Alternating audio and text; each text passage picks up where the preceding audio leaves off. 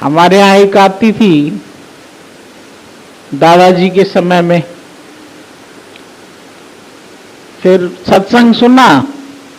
अब दादाजी तो शुरू से ही कहते थे भाई जाके सत्संग को वितरण भी करो, सुनाओ भी। तो उसने अपने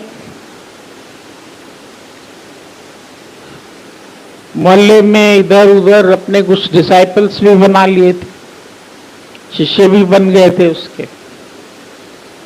वो आई थी माथेरान में दादाजी के पास, पर उसको कुछ ऐसा नेचर था कि समाधि लग जाती थी। बैठे बैठे सत्संग चल रहा होता था, उसकी आंखें बंद हो जाती थी और वो शरीर जैसे उसका जड़ हो जाता था, समाधि लग गई उसकी। फिर वो हिलती डुलती नहीं थी और उसको कोई छू भी नहीं सकता था। वो कहती थी कि अगर मेरे को ऐसी समाधि लगे तो छूना नहीं, मेरे पास भी नहीं आना, छूना भी नहीं। अब दादाजी के पास जब वो ऐसे हो गया, अचानक सत्संग चल रहा था, हम लोग माथेरान में किसी पहाड़ी के कोने पर बैठे हुए थे, पॉइंट्स पर दादाजी लेके चलते थे। तो वहां अचानक इसको समाधि लग गई। समाधि लग गई तो अब टाइम हो गया उठने का, सब बोले अब इसको उठाएं तो चले। तो दादा ने बोला इस समाधि उमाधि क्या है, इसको सब याद है। इस समाधि में क्या, सब लोगों को लगे भाई इसको बड़ी भाव समाधि आ गई, हम लोग को तो ऐसी लगती नहीं है, ऐसी समाधि तो किसी विरलों को लगती है, इसको तो पूरा जगत भूल गया, ऐसे तो सब भाग्यशाली कोई होता होगा। दादा ने इसको जगत भूल गया, तो थोड़ा हिलाया तो ऐसे ऐसे आंखें करने लगी। फिर बोला कि चलो अभी यहां से हम लोग सब जा रहे हैं, गिर जाओगी।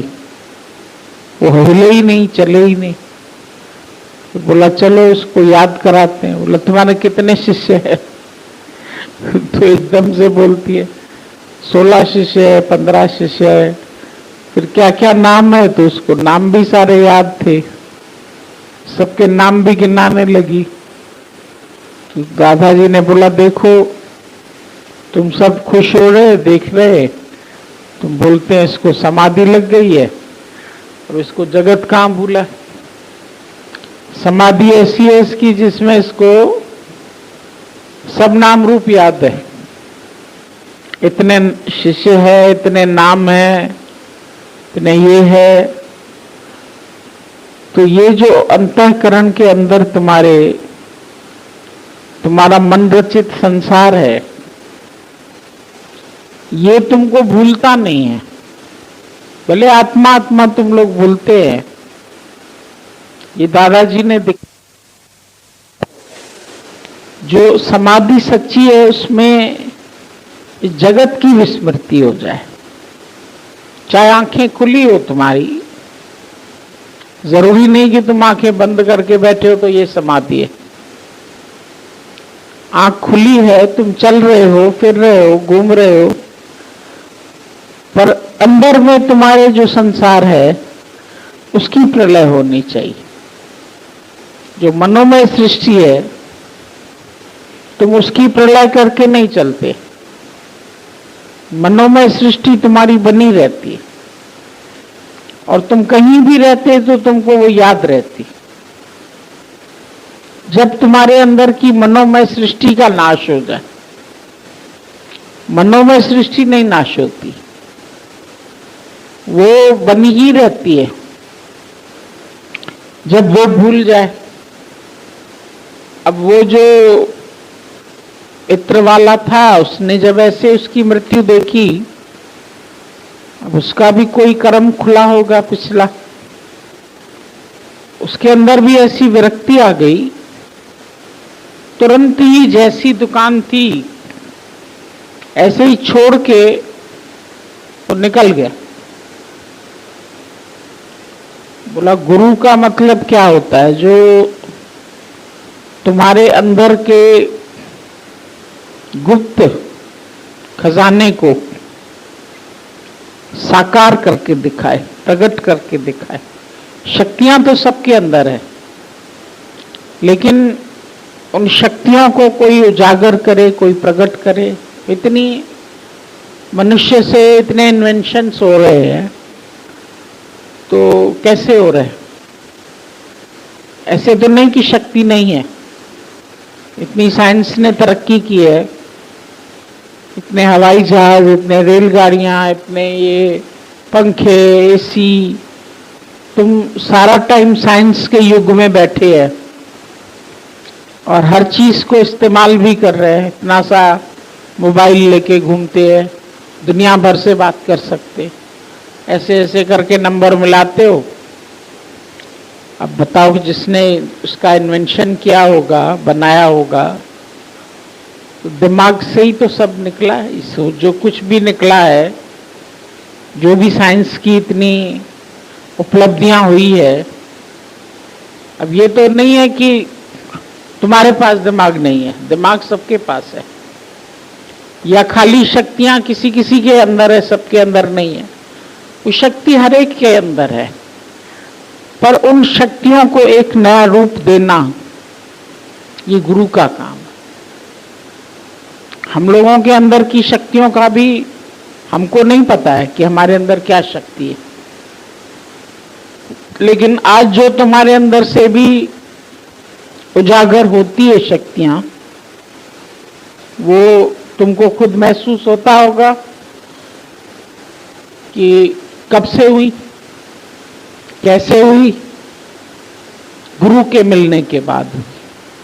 और जब गुरु में ऐसा विश्वास आया, श्रद्धा आई, जीना है जीवन को, पर जियो, अच्छे से जियो। खाली मैं और मेरे के लिए थोड़ी ना। इस शक्तियों का इस्तेमाल करो, सारी सृष्टि के लिए करो।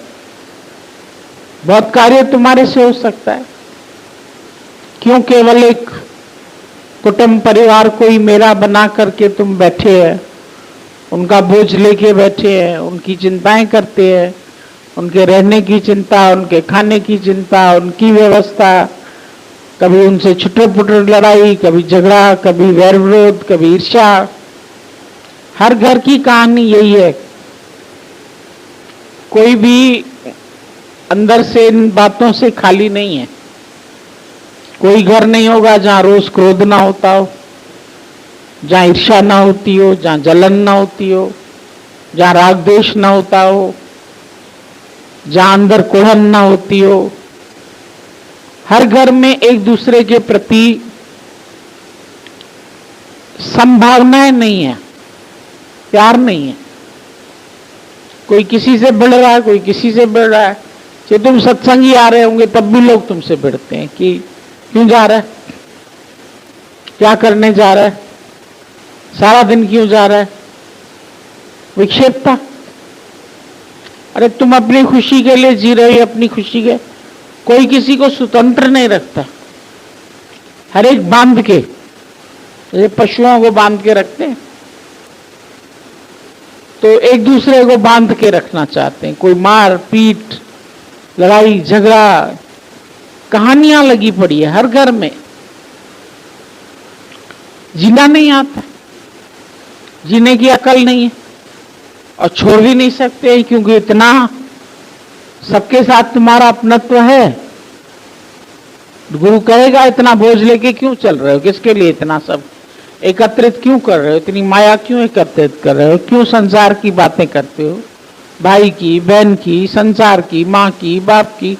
सारा दिन तुम्हारे दिमाग में, सारे दिन में उनके प्रति कोई विचार ही नहीं आए। देखो चलते हैं, चाहे तुम यहां रहते हैं, फिर भी तुम्हारे घर के संकल्प विकल्प तुम्हारे अंदर आ जाते।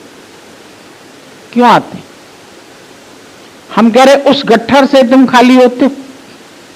गुरु कहता है ये बोझ कब तक लेके चलोगे? तो जो दिल दिमाग के अंदर तुम्हारे मैं मेरे का बोझ है,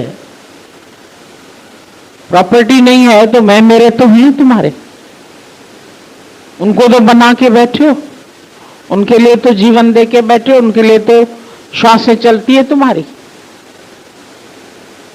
विचार भी क्यों आता है? भले तुम्हारे आउटर दुनिया में कुछ भी हो रहा है, घर में कुछ भी हो रहा है, पर यहां क्यों हो रहा है? अंतःकरण में क्यों हो रहा है? मन में क्यों हो रहा है? यहां पर रहते हो, यहां निश्चिंत रहते हो, यहां निश्चिंता आती, यहां एक संकल्प भी नहीं आया उनका, यहां क्यों ख्याल चलते हैं?